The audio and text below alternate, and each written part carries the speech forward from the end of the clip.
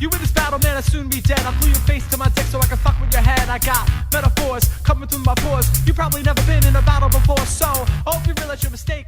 There ain't no party, got some candles, this will be a piece of cake. Folks, welcome to the Before Hours podcast, internet radio phenomenon hosted by an occasional morning person. I ask the most interesting people I know about their sleep, their routine, life, love, stress, and setbacks. If you want to write to us, you may do so. The Before Hours podcast at gmail.com, or you could slide into my DMs on Instagram, Bobby Sheen, LOL. LOL, because you know I bring the laughter. Please like and subscribe. And if you want to write a comment on the video of the YouTube, comment on the YouTube video. Brother, I need a second cup of coffee. Please do so. That helps the algorithm, whether it's like, we love you, we hate you, we're coming to your house to kill you, whatever you want to say. But now on the podcast, I have a good friend, a stand-up comedian, and I'm just going to go ahead and say it, a good man, Nick Bailey. Say hi to the people, Nick. Hi. Dude, he's here. He's here. He's not queer, right? Not today. Not today. Hey.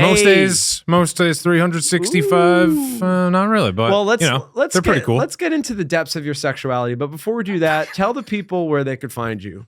You can find me on Instagram at NVBaileyX, ENVYBAILEYX. We're running on borrowed time, aren't we? Hell yeah. And then I have a photography page, is a business, comedy and photography, all in one. Dude. At envy_pictures_NY as in New York.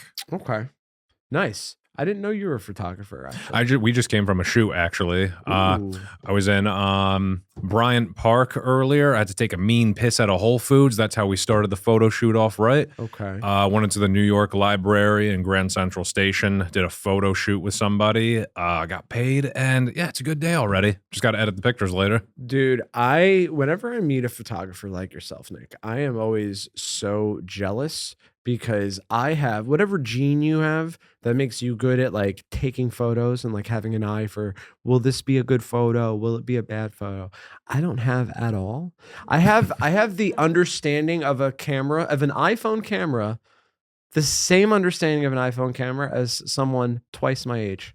I don't know what it is. Anytime a tourist asks me to take a picture of them, I do it, and then you take a selfie of yourself, and then you just and it's with the middle finger too. I don't know what it is. It's certain. I'm artistic, right? In the sense that I'm a musician. I'm a comedian. I'm an amateur actor. But dude, drawing. I like how you said actor with a French accent. Dude, you got to be a little gay when you talk about being a thespian. Omelette du fromage. Do you speak French? Dude? No. That was from Dexter's Laboratory. Oh, okay. Do you remember that episode when he don't remember any of those episodes? No. The long story short of the episode, he plays a vinyl record and puts headphones on, and the record skips, and all he hears in his sleep is omelette du fromage, which means cheese omelets. And then he just says cheese omelet to everybody for an entire day. Can I be honest, dude? I wasn't, for whatever reason, the cable package my parents had did not have Cartoon Network, so I miss all of the cultural references that involve Cartoon Network. Although I do know that the mom in Dexter's lab is, shall we say, dummy thick. Yes. Yeah, dude. Hell yeah. But fuck, man. So you are a photographer. That is cool. So for the listeners, because they might be thinking right now, if they're such good friends, how did Bobby not know this part of Nick's life? Well, it's because we recently became acquainted due to a conference we had a few months ago. So it was a post-show conference at a diner. The very famous Washington Square Diner. Dude, correct? Honestly, I'm so fucking gay for diners, to be honest with you. Oh, same, yo. Now, do you remember what you ordered that day? That day, all I ordered was, I think I just got a cup of coffee. I got a cappuccino because you were hanging with Ben, Mark, Dana, and another friend of yours. Mm-hmm. And I just about to get a coffee and rush uptown for Dana's gig. Yeah. We were Uptown Girls that day. Very, very, very. There's no other way to say it. Meeting. And I remember we bonded over the fact that we both like the Marshall Mathers LP. Yes. Right. And you actually gave a interesting piece of trivia to the table that I usually give. Right. But I don't get jealous when someone's like, did you know? And it's a thing that I already know. This looks like a job for me, Bobby. Brother. Hell yeah, dude. I love, that's one of the best memes involving Marshall. That and Mom Spaghetti. Anything Mom Spaghetti is going to make me laugh at any moment, dude. There's actually a YouTube video where it's the beginning of Lose Yourself, but it's just Mom Spaghetti over and over again. So it's like yes. Mom Spaghetti, he's nervous, but on the surface he looks Mom Spaghetti to drop bombs, but he keeps Mom Spaghetti. But he wrote down Mom Spaghetti. Dude, I love it because it's a joke, but it's a nice joke where no one gets hurt. You know what I mean? Those are my favorite type of jokes. But you, at the diner, you were like, hey, everybody, the song Drug Ballad, if you listen closely, you could hear in the background Eminem calling Mark Wahlberg the F slur. It's very, very subtle. And it's so funny. It's even funnier because I didn't discover it until I was an adult. It's something that, you go down the YouTube comments and read about, like keep clicking points, this point millisecond of the song, and you just got to keep listening to it. Did you ever watch old TRL clips of Eminem? Bro, the I Mark know Wahlberg exactly what you're about to say. Go ahead. Oh, come on. Let's just all be one big fun bunch. Hell yeah, dude. Because something in the lore, like I know a lot of Eminem stuff as much as you do. Right. But in the lore of that, I guess Mark Wahlberg didn't know about that record on Marshall Mathers LP, but also he said, don't make any references that I was in the Funky Bunch and stuff like that. It was actually before the Marshall Mathers LP. It was in response. Oh, okay. Yeah, that was in the middle between after the Slim Shady LP, but before the Marshall Mathers LP. Okay, that makes more sense then, because like Mark still looked mad at him for some reason, and I thought it was it based off that record or was it something else? Just because he was, he's another white rapper. He had a very short-term career, like would you say one-hit wonder, right?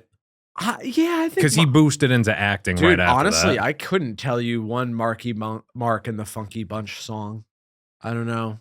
I think it just like would be in somebody's Spotify playlist somewhere. Like, oh, he has another hit song, but it was probably what, top 40 for a day, and then it got removed off the Billboard, something like that. But you were right that he definitely propelled the music career to the acting career, which is what he wanted to begin with, right?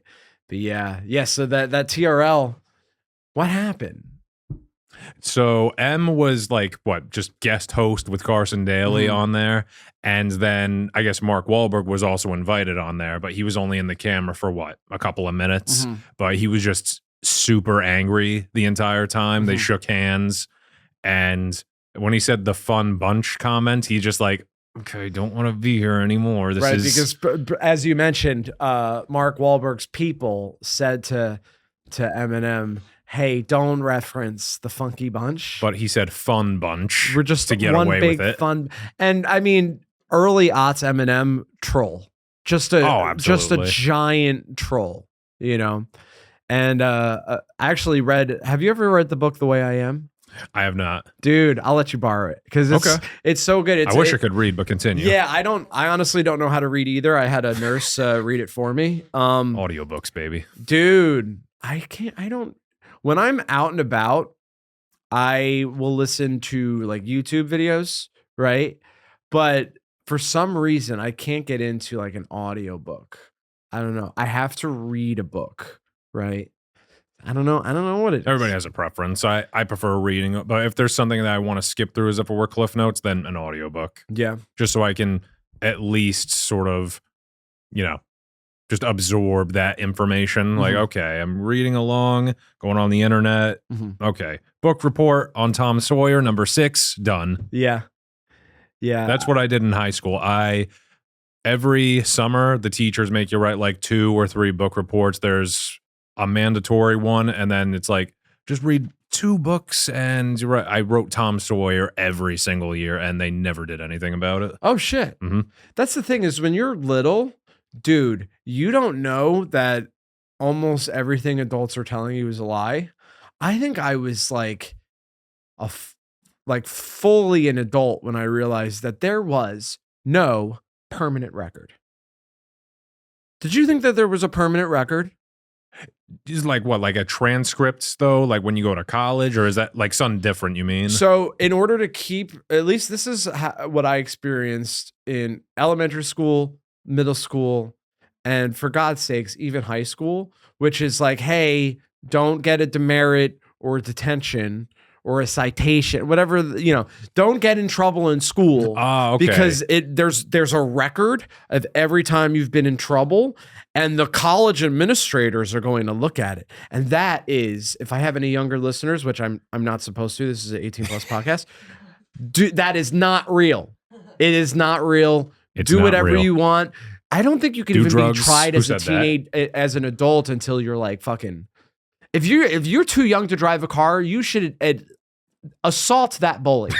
Assault him within an inch of his life. You can do whatever you want. Beat the shit out of all This is your a work of friends. satire.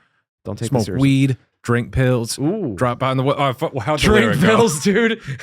You can if you believe in yourself. Smoke weed, drop out of school, kill people, drink, Jump and jump behind around the wheel like it was still legal. I'm dumb enough to walk in a store and steal, so I'm dumb enough to ask for a date with Lauryn Hill. See, I love that because Steele and Hill does not Role rhyme. model is such that is Eminem. It's That the is best. Do you know about the section that even Dr. Dre was like, you have to change the lyrics. This is too much. On that song Mhm. or On that song. I know the one for My Name Is, Yes. which we can get into, but Uh-huh. what's the one for Role Model? So the one that they ended up changing it to was me and Marcus Allen went over to see Nicole. Oh, there was an alternative version for that song, or Me and Marcus Allen was butt fucking Nicole. And Dr. Dre was like, she just died. I'm Dr. Dre and I love hitting women, but even that's too much for me. All right, Marshall, I'm sorry. But yeah, the My Name Is, well, what's the deal with My Name Is? well, there's multiple spots in the song, but this one's just like the dumbest one. So I think it's the second verse of the song. The radio friendly version goes like, my English teacher wanted to flunk me in junior high. Thanks, man. Next season, I'll be 35, Yeah. something like that. So in the more explicit version, and you could probably find it anywhere now, it says, my English teacher wanted to have sex with me in junior high. The only problem was my English teacher was a guy. Yikes, So dude. I guess there's like multiple recordings of that song. Uh-huh. Maybe like, I'd like at least say 4 or 5. Mhm. They got to have the clean one, a censored one, an explicit, and like a holy shit, this one is explicit. Yeah. I think that's the one though. NC-17. And then do you know about rape and lesbians? Let's just be friends. Yeah. That's the dirty. That is the same record. The reason why those gay jokes were cut out of My Name Is because the guy that wrote the original, I forget Bobby his name. Sifra. Oh, that- He was like a jazz pianist, I think. and he wrote a song called I Got the. Doom, doom, doom. Boom. Dum, Boom, doom, doom, boom, boom, boom. Hell yeah, dude. Doom. Boom. There's a pop Which filter on actually, here. that song plays at the end of a Better Call Saul Yes. episode. And when I first saw that, I was like, are they about to end this episode with My Name Is? But it wasn't that. It was the jazz song. But that guy was a South African LGBT activist. And he was like, listen, I know I'm about to get millions of dollars from allowing you to sample my song in this new rap song, but you have to take out the multiple gay jokes. What a sellout. I know, dude, right? Yeah. Actually, I think he was one of the first ones that I think started making like the point of like, how some people will be like, oh, don't punch down, right? Yeah. Which I disagree with. I think if you want to do the Chinese accent is very funny. You should do it. But Wrong podcast, Bobby. no, I'll say whatever on this podcast. Somebody got the Saturday Night Live packet, didn't they? Yeah, no. Yeah, that whole situation was funny because that was definitely like I'm reading this book now about the sinking of the Lusitania, which is World War I. That's my favorite boat. Yeah. Is it okay if I talk about it? Listen, I'm making millions of dollars for this record, but you have to remove this part of the podcast. No, dude. The sinking of the Lusitania is interesting because it was basically it was a British ship, but it was all civilians. Like it was a cruise liner, and there were a lot of Americans on the ship. And Germany was like, hey, just so you know, we're gonna sink that ship. And everybody unanimously was like, Do it, pussy. Yeah, pretty much, dude. Everyone was like, well, that would certainly not be gentlemanly like to do that. Of course, that is just a bluff. And then the Germans like fucking sunk this ship and almost everybody died. And everyone's like, wow, I didn't know that like Didn't even flinch. it didn't even occur to the allies that would happen, right? So I think a similar thing happened. Like Shane Gillis, he loves saying gay and retarded and doing the Asian voice, right? You know, boys comedy, right? And so he was doing that and also submitted to SNL thinking that you know, we didn't live in a culture where someone would clip something you said in a joking manner and be like, this guy means it and he has to be canceled, right? But now we all know.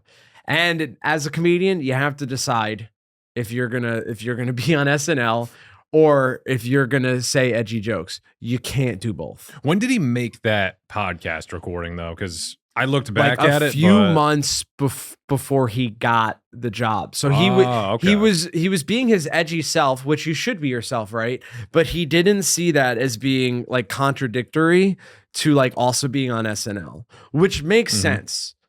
Right. Do you listen to Tosh Show at all? Daniel Tosh's new podcast? No. Is that the one where he interviews his gynecologist? Yes. His Okay. wife's gynecologist. Yeah, But that I mean, makes could much be more his sense. too. You know, you don't know nowadays. Yeah. But he just invites regular people on there. He'll invite like his gardener, his accountant, just random people on there. I forgot which episode, maybe a dog walker or something like that.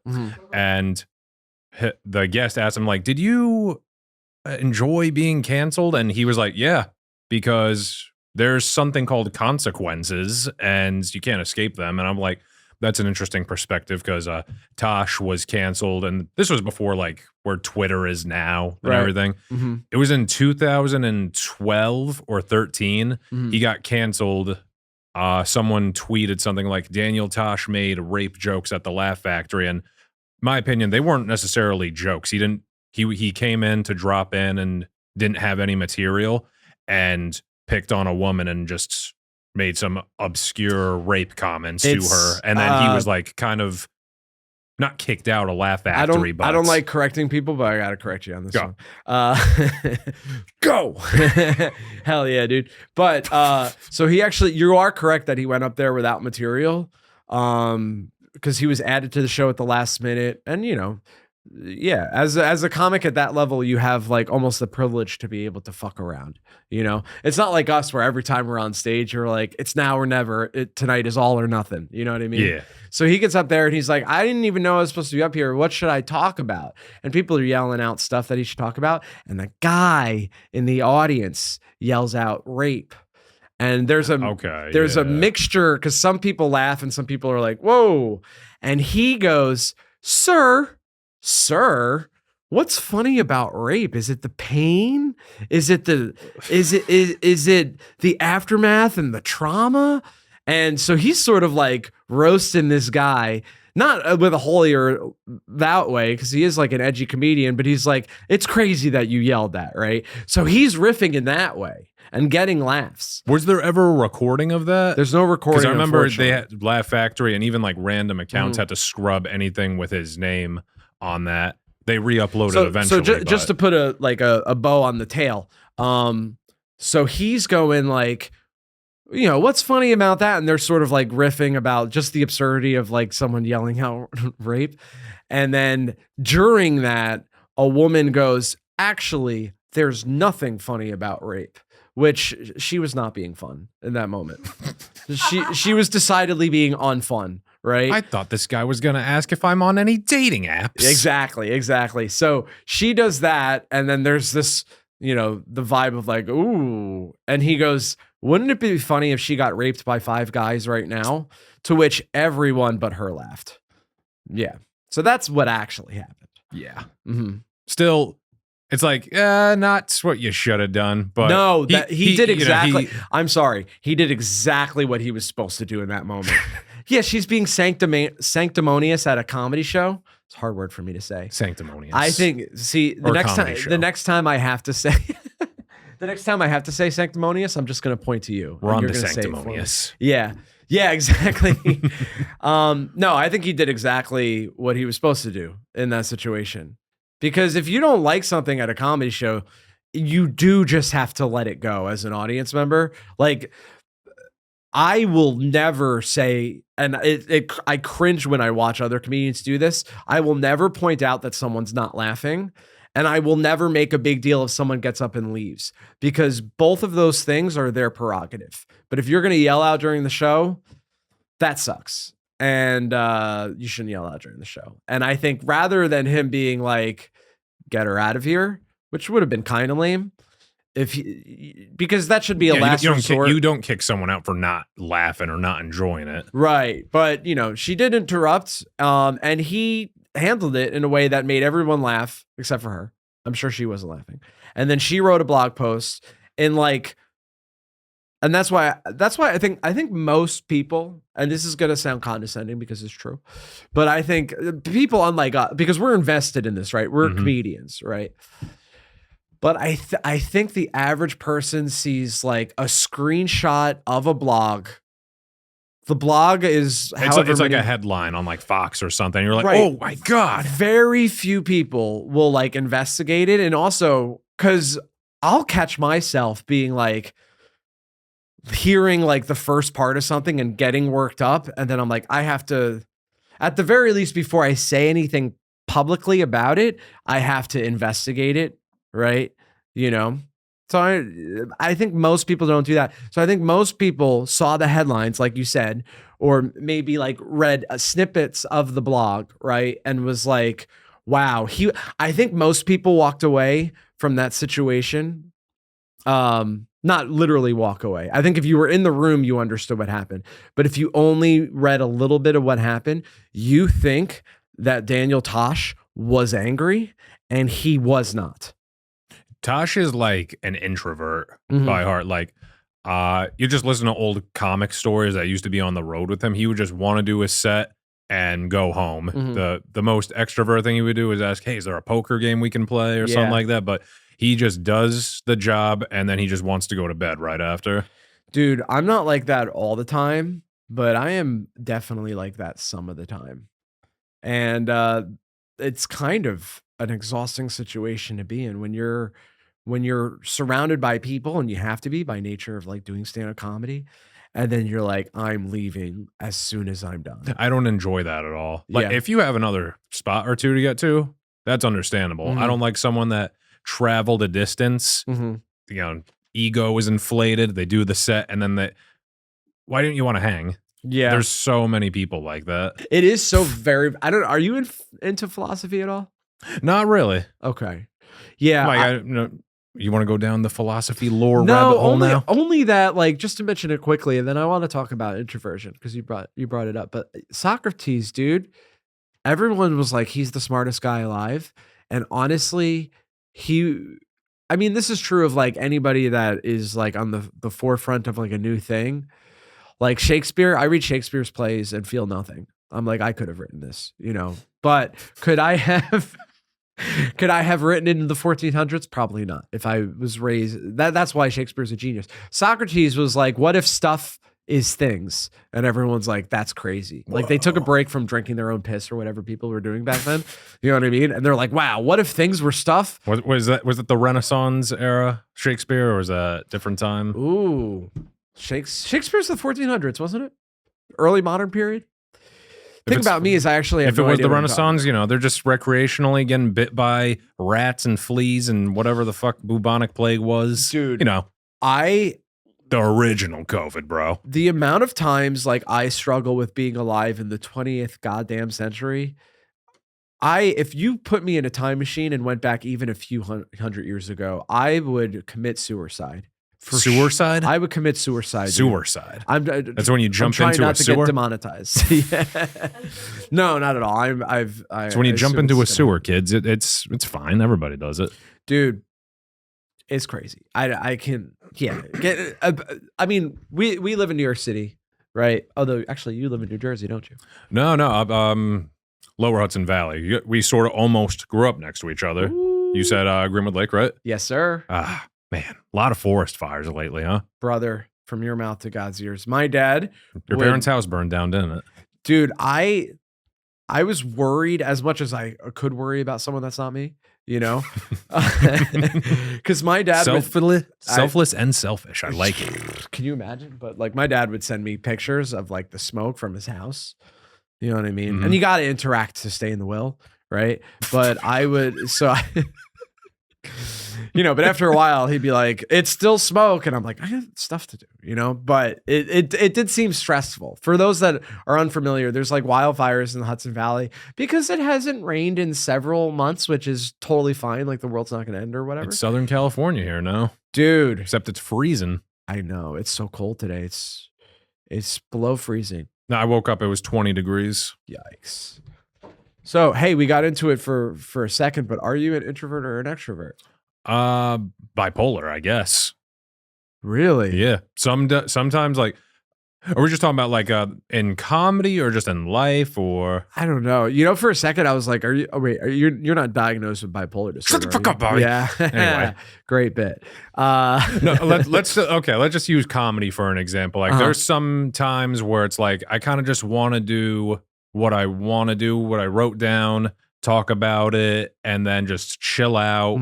Few comics go up, I'll just leave, whatever. But then some mics, I'll hang around for the entire thing. And if I have a second set to do in the night, I'll hang around at that one too. Sometimes I just want to get out of the house. Yeah. And then there's days where I just want to be a little sheltered, you know? For sure, dude. For sure. I like the pre-show hang. The post-show hang, especially as someone that doesn't drink. Same. You don't drink? Not really anymore. Yeah. It could get annoying, right? There's nothing worse when you're a person that's not drunk and someone around you is drunk. If you know them, it's a little different. You start thinking like, do I belong here right now? Is this going to be a waste of time? It's not. It's just not like there was this Indian guy the other night, right? And he liked my set, you know, which means he has an understanding of comic genius when he sees it, right? But he comes up to me and he's said like, "No one ever." Sorry, dude, he kept touching me. I'm pretty sure he was gay. I'm sorry, that's the opposite of what I wanted to say. I'm pretty sure he was straight, but it might be acting gay. It might be an Indian thing. I know in some cultures, Americans were very much like, "Don't touch us unless you're our partner," right? But that's not true in some cultures. So I don't know what it was, but he kept like touching my arm and my shoulder, and he was like, "I really liked your bit" or whatever, and he's touching me. Was he like already wasted in the night? Dude, so wasted where he's like this close from my goddamn face. He's about to cause another fucking pandemic just spitting on you. Dude. That close up. Man. But what was he doing? Was he like, bro, that was great. Let me get you a drink. Yo, oh no, it's on me. Just that the entire night? Yeah, I think, yeah, it was one of those things where I'm just like, it's interesting. I think if I was a drinking man, if I was still a drinking man, because I quit like several years ago. Like, how long has it been? If I'm gonna interrupt that. Yeah, I started when I was, I'm sorry, ended. Yeah, you don't got to tell me your whole life story, Bobby. I will. All right, start. I will. 25, I stopped. 25, you stopped. Okay, yeah. I'm 28 now. I'm not gonna be like a hypocrite or anything. I want to say like, I'll still have a drink every now and again, but. At the same time, it's also a good reminder, okay, I'm taking 3-4 months off of doing this. Or the longest I've gone without it, probably, I can't think of days off the top of my head. I know it was a good 2/3 of the year, though, 200 plus days without it. Sometimes I'll like enjoy a drink or two. If someone's like, oh, bro, you want me a shot? I'll take a shot, but I'm like, one beer queering it most of the night. Yeah. Okay. So you haven't gotten sober, but you slowed down. Yeah. Okay. I'm not like 100% stone cold sober, but it's like self-control's a thing too, you know? Yeah. That's why all the beer companies are like, drink responsibly. I don't know if you knew this. Drink responsibly. Like every beer company has to have that now or some form of that. That's only been a thing since I think the late 70s, early 80s. Because people were just like, hey, I just had 10 drinks. You want to go in my car now? Yeah. And then all these accidents were happening. I think Moms Against Drunk Driving became a thing. And then they're like, oh, wow, a lot of people are blaming us. We're not going to get any beer sales. What if we just tell them to drink responsibly? Yeah. And, kept it going for a while. So, but we're now in a generation where it's like, I think a good ton of the population now, in America anyway, we're just becoming more self-aware. Like, okay, we don't want this to become genetic trauma or whatever it's called. We don't want this to be what's it called then? Generational trauma. That's the thing. Based Genetic off of trauma is drugs, being a drinking, fucking and- redhead. That's genetic trauma. That's just called being Irish. Dude, my mom is a woman with red hair, right? And she had a son. You know what I mean? Yikes. And you know what she's afraid of? The sun. Yeah, and so am I, dude. Honestly, I mean, I put on sunscreen today, and it's A little winter. spray tan. Psst, I there you know, go. dude. Nah, being pale is fine. I don't know. The red hair I would change, but I wouldn't dye it. That's the thing is people are like, Wouldn't change my sobriety, but the red hair definitely changed. yikes, dude. Honestly, I think so. If I could, because people are like, well, you could dye your hair now, but if I dye my hair jet black, I'm just gonna look goth with how pale I am. You know what I mean? And also, you could see in my You have my eyebrows. You have like an Elvis Costello look to you. I know, Not dude. Elvis Presley. Elvis Costello, unfortunately. Elvis was an only child, Was he? as am I. It's one of the many things we have in common. I am number 4 out of 5 kids in my family. Yikes, you're the baby. Are you the baby or you? Baby boy. I have a little sister though. But okay. I always ask people that have siblings because I don't have siblings. So if you're 4 of 5, you have one younger sister. Was the vibe you were the baby or was the vibe that you were the middle? More so the baby. Yeah. Okay. Nice. Because like we all have a ranking. You can't just pick a.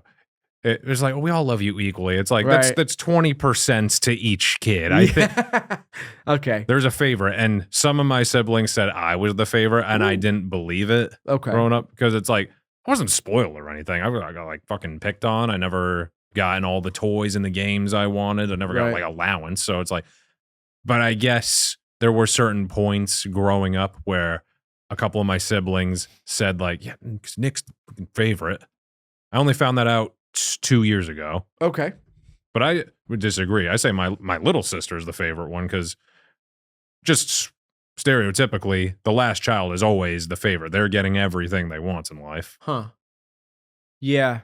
It's interesting. I think the way that people describe being the favorite or not being the favorite is very interesting to me because I have a lot of people in my life that have described themselves as not the favorite and it seems to hurt them, right? That one of their siblings was like their presence was enjoyed more than theirs by their parents. But some of them just say it like, yeah, and it is what it is. You know what I mean? Mm. It's something I can't key into because to me, it's just me. you I know? mean, when you went to like Christmas parties or any family parties, did you have like other parts of your family with like they had a lot of kids and you could see there was rivalries between them? Anything in particular? Maybe. I don't know. I also never, because people are like, would you change it? And it's one of those things like, well, I don't know what my life would be like if I had siblings, but I don't know. I never felt lonely as a child. That's good I though. saved that for adulthood. But Shit. Staying corrected. I think that, yeah, I think I definitely like my alone time in a way that like I've managed to be like, well, I like my alone time, but I also, some people deserve my attention, Exactly. That's why I have circling back to like the thing we talked about before, like some comedians are almost like closed off in a way that like I get like protect your energy, but also you have to be like polite to people. You know what I mean? Like there's some mics that I frequent, not going to mention any venues or names. We 'cause, don't you want know, to start we- any beef. Yeah. Also, business purposes. Anywho, there'll just be mics I'll frequent, and then I'm sure you get this from plenty of comics. You meet comic A, and he'll have a little chit chat with you. Maybe he stares at his phone, but as soon as comic B walks in, they're like just having this vibe going on, Right. and now you're in your head. You're just like, I'm out of the conversation. You Right. start feeling so empty at that point. You mentioned the phone thing too. If I'm in conversation with someone and they pull out their phone without purpose, like if they're like, I got to answer this text, sorry, 1 second. But if they just pull it out so that they could scroll and I'm next to them, I will Kill them. I will murder them with an axe. You no, don't want to that's fuck with Bobby. because Bobby will fucking talk trash about you on a podcast. Dude, yeah, there's people in my life that I'm like, I've downgraded from I am Groot. friend to acquaintance because I'm like, they are a phone addict and I can't help them. Like I said, and I just don't want to throw the word out like bipolar. It's weird how they can just flip the switch that quickly where it's like, oh, hey, man. Yeah, what's going on? Yeah, I wrote some new stuff. Their friend walks in, just high-fiving, and then you're just like, what the fuck am I doing here right now? Yeah. And then you're like, I could be jacking off right now. Same. You know? You know, what's stopping you from doing it at their establishment, you know? Brother. Cameras, that's what. I Lots mean, of them. There's some single person bathrooms at some Manhattan clubs that I frequent, and I always thought to myself, if I needed a little pick me up, maybe right before I go on stage, right? Maybe that'll make me so relaxed that I'll have like a different energy, you know? Who knows? I heard allegedly like surgeons will do that sometimes because it's like apparently like I feel like their hands will shake a lot more. Just like, I guess you need a new heart now, especially because, dude, a lot of the times after I bust a nut, as the children say, I will want to go straight to sleep. Like I'm sure the children say, "Hey, can we play another round of Fortnite?" And they're like, "Fuck yeah, bro!" But dude, it's the thing to me is because I'm like a recovering addict, right, or a recovered addict, however you want to look at it. Like to me, I don't take any downers. I'll allow myself to drink as much coffee as I want, but no downers. The only downer I will participate in is jacking off. Hell yeah, brother! Because, dude, if I'm awake after a certain point, like I hate doing it. You know what I mean? Drinking coffee or jerking off? Jerking off, I feel like it's not. Oh, I love drinking coffee, dude. Although one time I did a sober speedball, which is what I called drinking a coffee and jerking off and going to sleep for 20 minutes. Because an everyday occurrence. No, dude. Brother, I used to jerk off every day from like 13 to I want to say 25. I thought you were about to speak in like military time, like 13 as in 1 1300. o'clock. Hell yeah, dude. I mean, the soldiers had attention. You know what I mean? But yeah, now I'm just like, there's a 25th hour, then it's not an Edward Norton movie. Yeah. Hell yeah, dude. Oh, dude, Edward Norton in American History X. Mark Henley? I don't get it. They both have the look. Really? We'll find an image later. Oh. Shout out Mark Henley. Damn, if Mark Henley, may he live forever, if he is looking like a neo-Nazi, that's very problematic because he is Jewish. Does he have tattoos? Mark Henley doesn't have any tattoos. Okay, then. Have you seen American History X? Only once, actually. Oh, okay.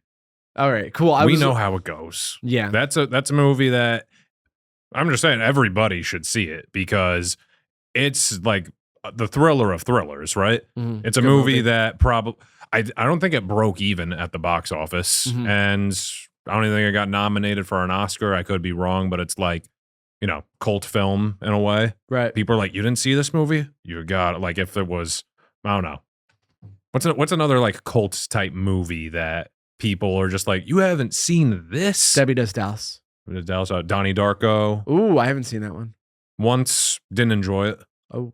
It's a Jake Gyllenhaal movie, but it's like one of those movies where it's like, oh, bro, it's one of those, you got to rewatch it 10 times and then you'll understand. I'm like, no, I'll just watch the YouTube video that explains it. I went to high school with a girl who later dated Jake Gyllenhaal. Really? Isn't that cool? Why are they not together anymore? I don't know. I don't talk to her. She ended up being a supermodel, which is probably why I don't talk to her. You know, but my choice. But yeah, she was getting scouted senior year of high school, which is cool. I love that some guy's job is like go to the mall and look for hot teenagers. It's called a development deal. Yeah. But she, I mean, nice enough, I suppose. I didn't have much interaction with her in high school, although we were reading The Crucible in English class. I like that story. It's a great story.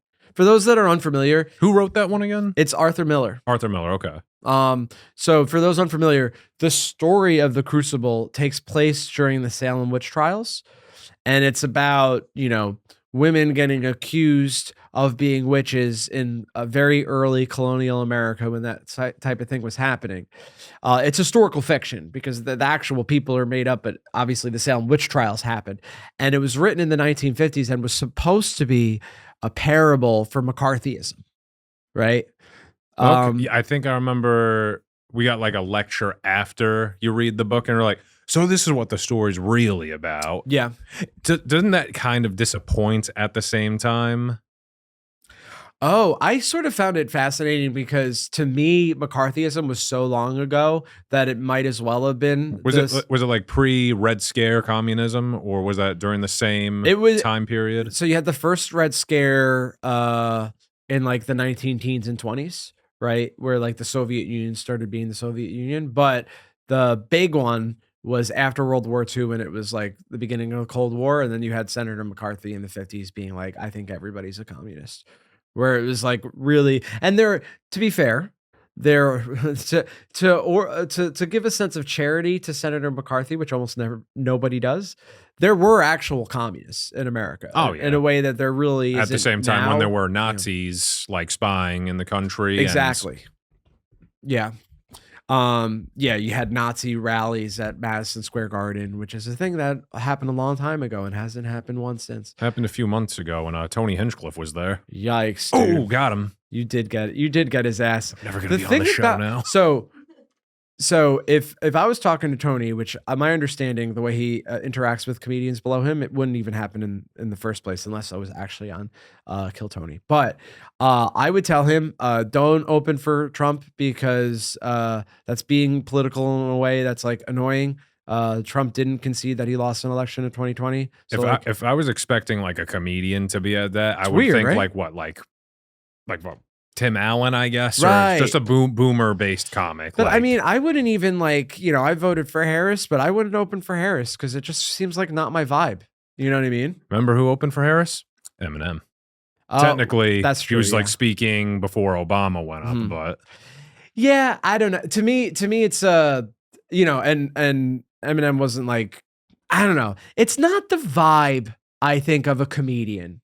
To like open a rally. It's kind of like you're shifting your career slowly. Yeah.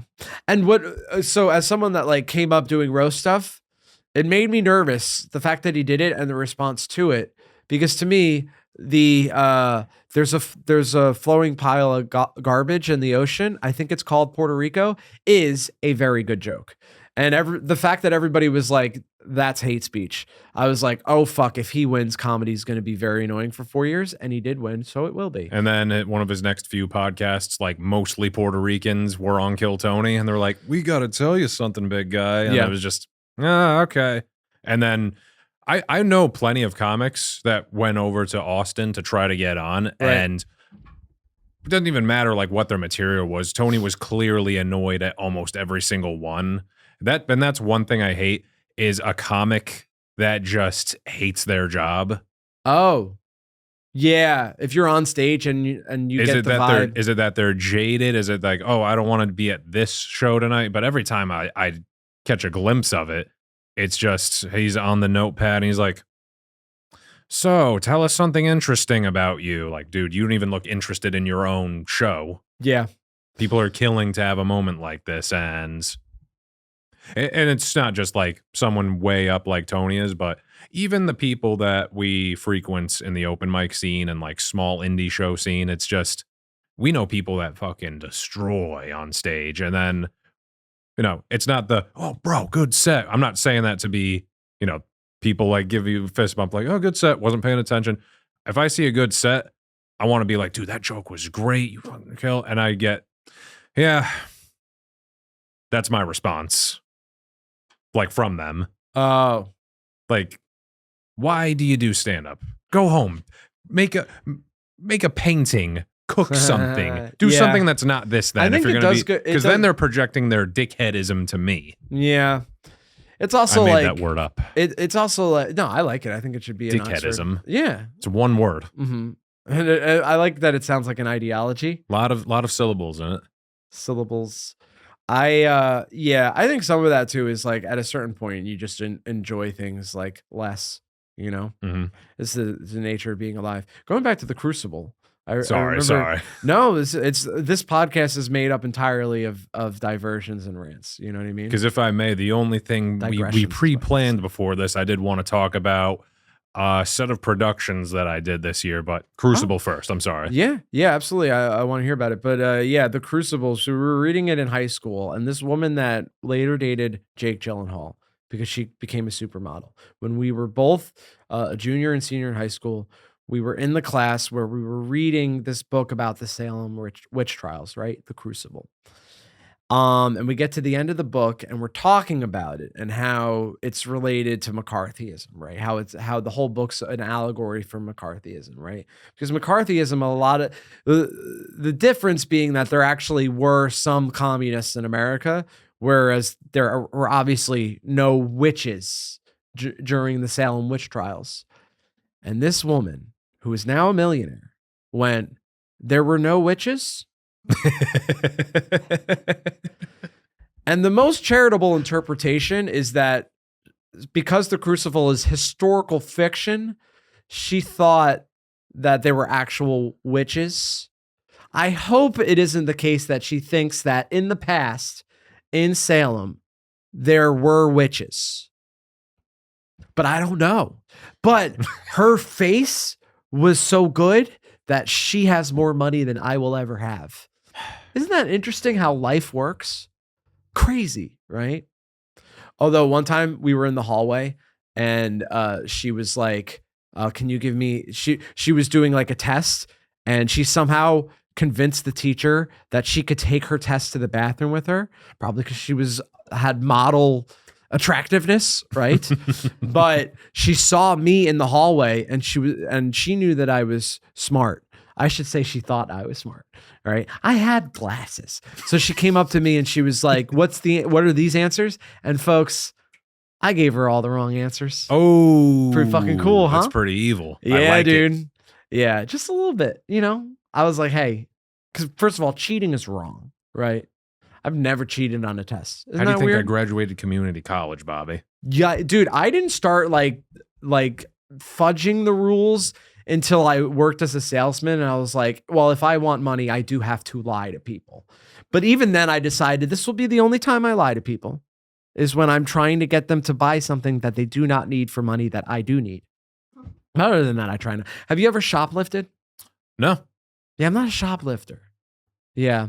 Which is unfortunate because that's like a pastime in New York now, right? You got to ring the buzzer to get somebody to get you deodorant. You can't even get arrested for it anymore. They're like, oh, he has to steal $900 worth of stuff first. Oh, yikes, dude. Like, wow, there's no inventory on the shelves anymore. I'm just following the law. Yeah, it is pretty wild. And I don't go to this CVS anymore, but the CVS that was near my old apartment had a armed security guard. A lot of them do now, right? Pretty wild, right? It's just, a guy with a gun because I'm not.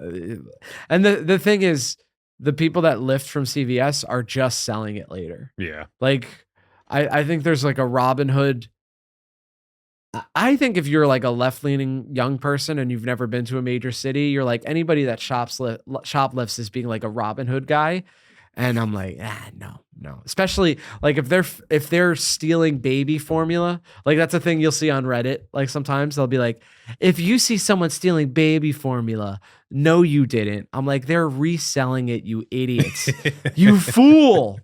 I know your parents are millionaires and therefore you don't know how the world works, but they're selling it. Sorry, that was me getting angry at an imaginary Redditor that was sitting next to me. I get angry sometimes, but I try to channel it into a bit. You don't seem like an angry guy. Do you get angry? Don't test me, Bobby. Yeah, dude. No, I was gonna say before it was weird, but I think it was very, very funny. The weirdest place where I saw armed security was it was this taco place off of the Las Vegas Strip. It was like, here's a fun fact. If you're like in this part of Vegas where it's like Caesars and MGM are, that's like where just all the partying happens. But the further north you go, in between the Fremonts, because that's where old Vegas is. Right. If you're that in between, that's where a lot of crime actually happens. Like, because there's no more hotels, no casinos. It's just strip malls and a couple of cheap motels. It's the equivalent of like leaving the Caribbean resort. Exactly. Yeah. It's like, oh wow, I'm in Haiti now. Yeah. How'd we get this far? I'm actually in Haiti. But it was like this very, very popular taco spot you see in like TikToks and stuff. Forgot the name of it, but it's one of those places where it's like they have like 10 counters to take your order. And I just see in the corner, there's this jacked dude with like a desert eagle on his hip. Like, nobody's robbing this taco shop. Hell yeah, dude. I love that. Just like 50 cal ready to go in case anybody robs this place. Dude, I would be so annoyed, honestly, if I was getting a late night taco and it got robbed. You know what I mean? Because I'm trying to stuff my face with carbs and proteins before I pass out, right? That type of night, right? This dude just eating a fucking chorizo and he's like, you feel lucky? Well, do you, punk? Hell yeah, dude.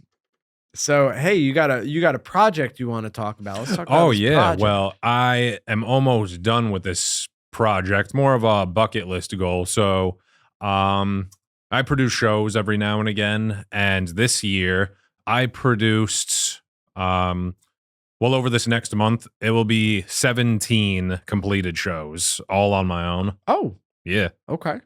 I know someone like, say, Matt, who does like Comedy Fight Club and stuff like that. He'll do like a few a month, right? Oh, I don't know. Don't you do the Fight Club, like judging or anything? I'm retired. Retired. Yeah, dude. Retarded. Yeah. That's the best Borat bit of all time. They did that in Deadpool 3 also. So you did 17 shows? Yeah, since January. Last year I did 11, but it was like I took breaks with certain things. I did maybe like 1 or 2 in a month.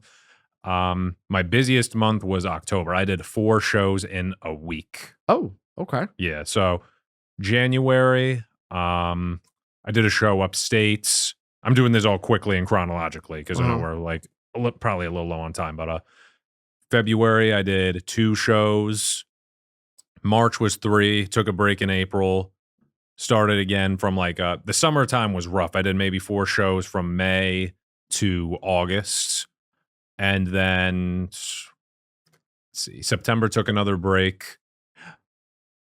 October was 4 shows. November just did 1, and then December will be 2 shows. The reason why I took breaks in between is because like back in the winter, it mentally got to me. Like I need to plan these better. I had some spells where the booker was like screaming at me over text messages. The summer shows, people just want to be out and just drink. They want to absorb as much daylight as they can, go to the midnight comedy show. And just other than that, I just had some cancellations.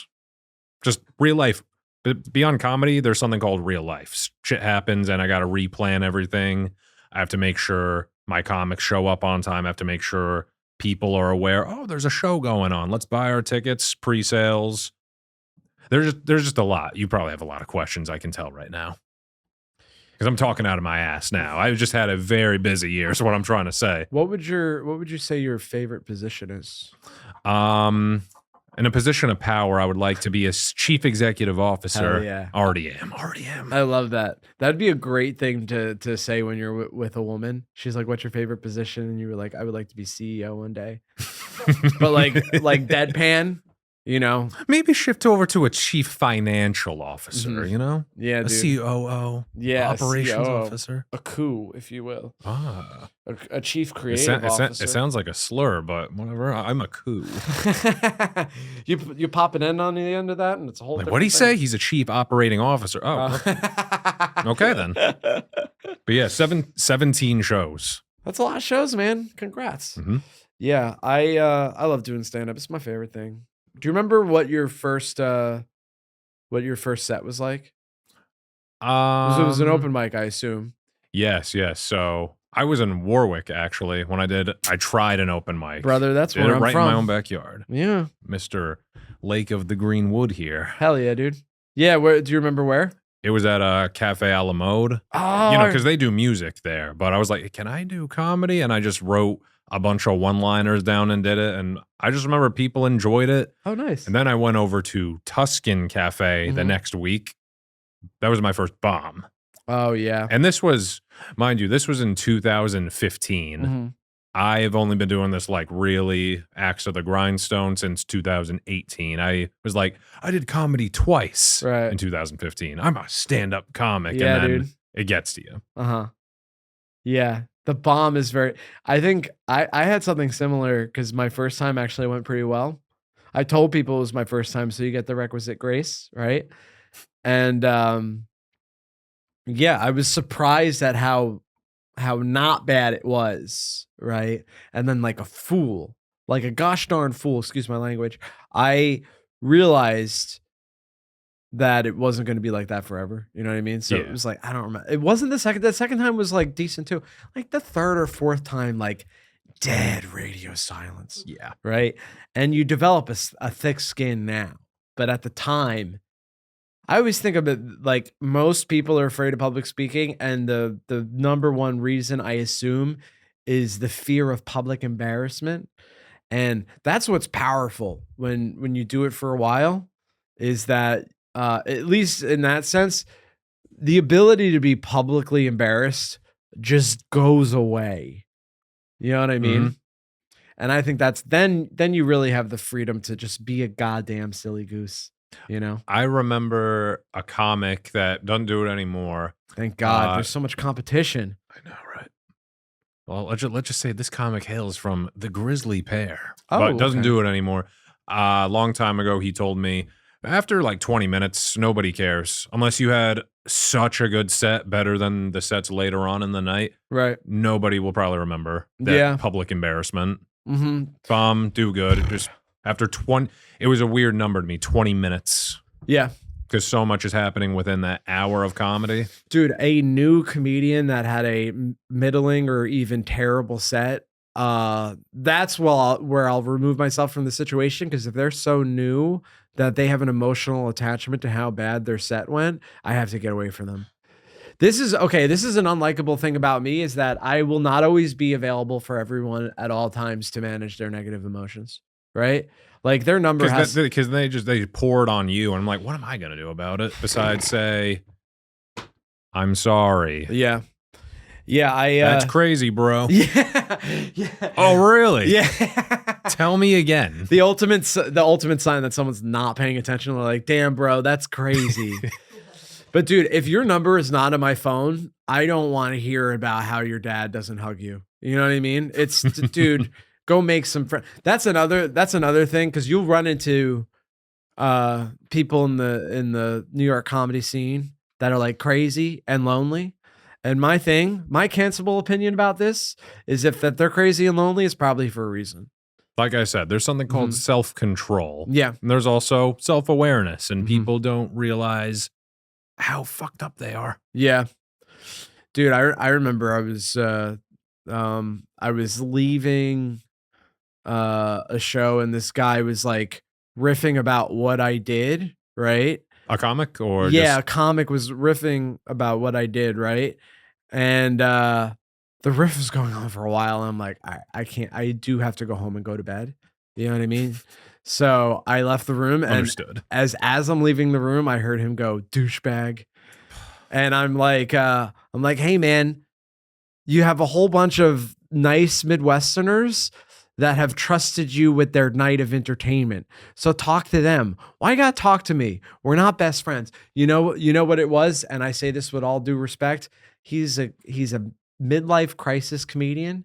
And the thing about people that start, So he's quitting soon. Thank God. thank Christ, dude. Here's the thing: is Rodney Dangerfield, great comedian, but he did a very bad disservice by being one of the very few people that got successful at comedy starting during or after middle age. Okay, it's very rare, and you could do it, even though it takes most people a decade. So if you're starting at 40, I'm sorry, you're gonna have to wait till 50 for something to happen. And dude, those people, they think there's a camaraderie among comedians that does not exist. Like there was this guy that like took it personally that I wouldn't like be his best friend because we would see each other at open mics. You know what I mean? And Nick, I'm not like you. I want to do my set and get out of there. because I got eating to do. I got eating. I got to watch YouTube videos about World War I, right? I can't be best friends with everybody, right? And I remember I didn't ask, but anyway. dude, he subtweeted me back when we were all using X. Dude, I haven't heard subtweets. I haven't Sub anybody X, hear that whatever. term in a Dude. long time. And I wanted to fill a sock with nickels and frag him until he was unconscious. And I did it because I'm a man of principle and dignity. I think that's called Philadelphia. Oh, a Philadelphia? I don't know. I don't know why I was ever educated this in my life. Okay. My oldest brother would just do these random pranks where he'd be like, you remember ytmnd.com? You the man now, dog? Yeah. Or eBombs World, one of those sites. Ooh. He would want me to like watch like a video and then like a scary pop-up happens or just something grotesque as fuck. One thing he told me he probably took from the website, he's like, you ever hear of a Philadelphia? And I'm like, no, what? He's like, it's when you fill a sock with coins and you beat the shit out of somebody with it. Have you ever heard of a hot Carl? Oh, You know what that one is, right? brother, tell the listeners. Well, to those unfamiliar with the hot Carl, it's when you take a fat dump in a sock. A dump as in human feces, your poop, in a giant sock. And then you beat the shit out of somebody with it. Yikes. Do you know an Alabama I Hot was Pocket? educated that at 9 years old. That's too young, dude. That's the thing. We're the first generation to have the internet when we were totally not supposed to have the internet. I was on eBombs World at 9 years old, man. Dude, do you know an Alabama Hot Pocket? I've heard this one somewhere. Well, let's leave it on a cliffhanger because we have reached our time. Nick, can you remind the people where they can find you? Envy Bailey X on Instagram. Hell yeah. Envy _ pictures _ NY as in New York Instagram. Dude, follow. MySpace. No. I made a MySpace in 2016. Don't find it. Find Nick Bailey's MySpace that he made in 2016. Also, find his photography and his comedy because he's a great photographer and a great comedian. And I'm going to go ahead and say it, a great friend. You're a good friend too, Bobby. So thanks for joining us, Nick. And remember, folks, early to bed, early to rise makes a man As George healthy. Bush once said, go home and die. Early to bed, early to rise makes a man healthy, wealthy, and wise. I'm just plain Night Owls. You know I love you. Thank you.